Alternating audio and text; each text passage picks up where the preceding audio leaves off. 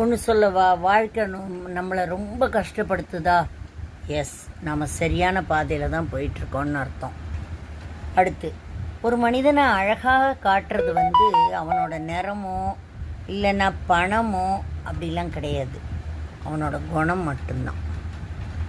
படைக்கும் போதே உன்னை அறிந்தவர் இறைவன், அவருக்கு தெரியும் உன்னை எந்த இடத்துல வைக்கணும்னு.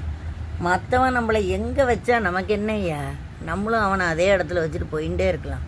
ஒரு விஷயத்தை பற்றி நாம் யோசிக்க வேணும்னா அதுக்கு மதிப்பளிக்கணும். தகுதி இல்லாத உன்னை பற்றி யோசித்து நம்ம நிம்மதியை என்றைக்குமே இழந்துடக்கூடாது.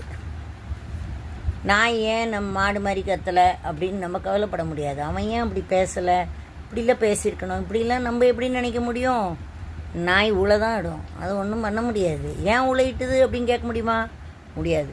அவமானப்படும் போது அவதாரமேடு, விழுகிற போது விஸ்வரூபமேடு, புண்படுற போது புன்னகை செய், வாதாடுவதை விட்டுட்டு வாழ்ந்து காட்டு. எதையும் பொறுத்து கொள்ளும்போது நல்லவர்களாக தெரியும் நாம்.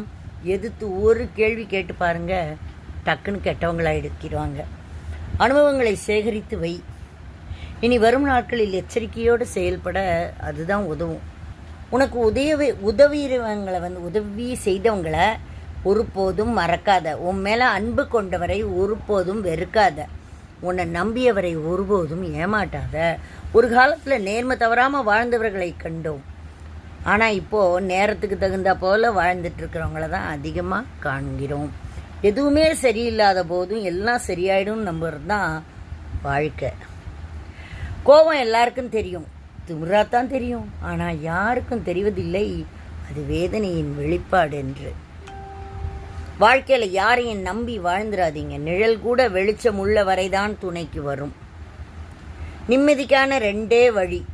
ஒன்று, எல்லாத்தையும் கடந்து போகணும், இல்லைனா கண்டுக்காமல் போகணும். ரெண்டாவது நல்ல வழி.